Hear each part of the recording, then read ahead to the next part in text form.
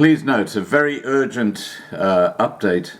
Ramaphosa is expected to go live tonight between 7 and 7:30 p.m. We're not sure of the time. Anchor's suggesting it'll be around 7:15 p.m.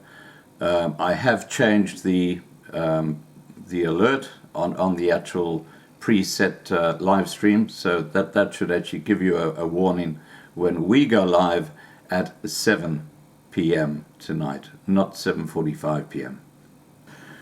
Hoi nant! Good evening, fellow South Africans and citizens of the world. And today, South Africa announced that it now has over 400 confirmed cases of the coronavirus. Clearly, the number is much higher and spreading. And this suggestion is confirmed by none other than Cyril Ramaphosa, who released the following letter this morning, the 23rd of March. It reads, "Dear fellow South Africans, there comes a time in the affairs of a country when, in the face of the most formidable of challenges, its very existence as a nation is put to the test. The coronavirus pandemic continues to spread at a relentless pace across the globe. As nations of the world, we find ourselves in the same fight to contain the virus, to protect the lives of our people, and to fortify our economies against the inevitable disruption to manufacturing, productivity, growth, and employment. It has been a week since we declared a national state of disaster as an urgent response to the outbreak and put in place necessary containment measures.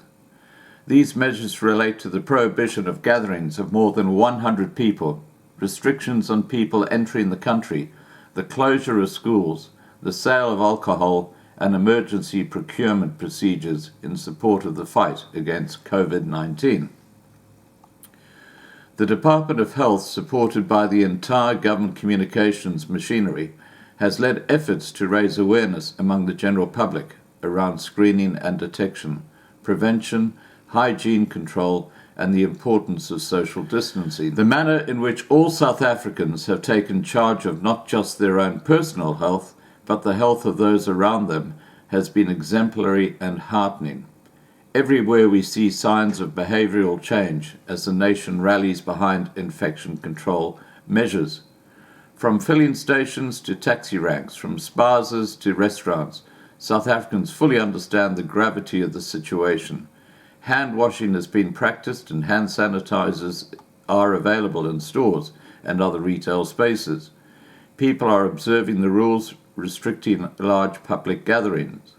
Business and workplaces are complying with the regulations in the best interests of their customers and employees.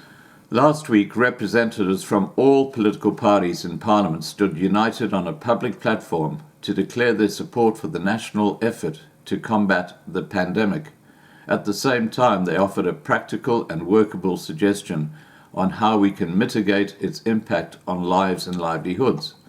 In the same week, religious leaders representing a multiplicity of faiths and denominations also affirmed their support, taking bold and far-reaching decisions to contain the spread of the virus in churches, temples, mosques, and synagogues. They did so fully understanding that no matter how sensitive and difficult these decisions are, the sanctity of life must be preserved. Corporate South Africa and the business community have stepped up, affirming their support for the emergency measures and regulations and opening channels of engagement around the economic impact of COVID-19. Yesterday, I met with representatives of the business community to discuss measures we need to take together to combat the pandemic and address its economic impact. Elsewhere, large retailers have issued directives restricting the purchase quantities of in-demand items to curtail so-called panic buying. This measure was a laudable effort to protect the rights of ordinary South Africans, but most especially the poor. It is also a welcome sign that South African business will not engage in unscrupulous profiteering from a national disaster. This week I'll be meeting with different arms of the state, trade unions, traditional leaders, civil society formations, and other sectors.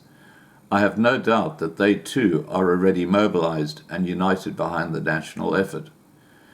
What we are witnessing is social solidarity in action, a defining feature of our nationhood. At times of crisis such as this one, it would be easy to surrender to the impulse of opportunism, greed, and naked self-interest. History bears witness to the dark side of human nature that can be exposed when fear and panic take hold. But as South African nation, we are standing firm. As we navigate our way through this difficult time that lies ahead, we must continue in the spirit of empathy and selflessness and move with unity of purpose. The social compacts of which I've spoken are needed now as never before. Of these, the social compact between citizens and their government is the most important of all. I am a firm believer in the people. I also believe, as Abraham Lincoln once said, that if given the truth, the people can be dependent upon to meet any national crisis. We know the truth and what is to be done. We have to contain the spread of the virus. We have to ensure those who need to get help get it. We have to observe the highest standards of hygiene and practice social distancing. Our success relies on the effort and energies of every citizen and their commitment to help and assist others. This crisis will not debilitate our nation. In how we have responded, we have affirmed the true character of our nationhood. It is strong, it is resilient, and above all, it is rooted in solidarity. It is these attributes of our national character that won us our democracy, and it is what will ensure our victory over this pandemic. With best wishes, Cyril Ramaphosa. Now, when you first read that or hear what he has to say, you say, that's wonderful, everything is great, we're going to be just fine. Well, this is a typical Ramaphosa speech, full of porcupines, quite honestly.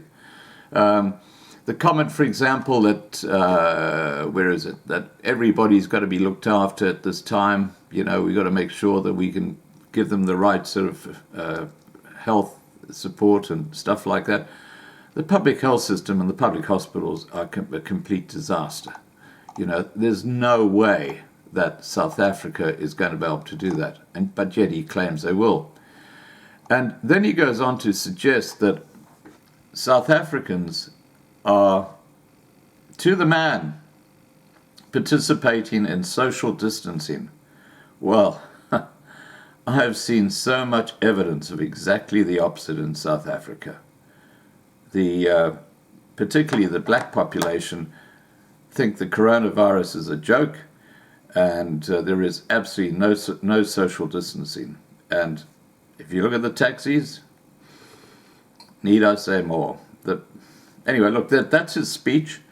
Apparently he's going to be talking tonight. We've got a live stream set up and ready to go. I've fixed the bug. You'll be happy to hear. Please remember to subscribe to be kept informed. Ring the bell for the updates. Please like this video. Please share this video. And above all, please stay safe.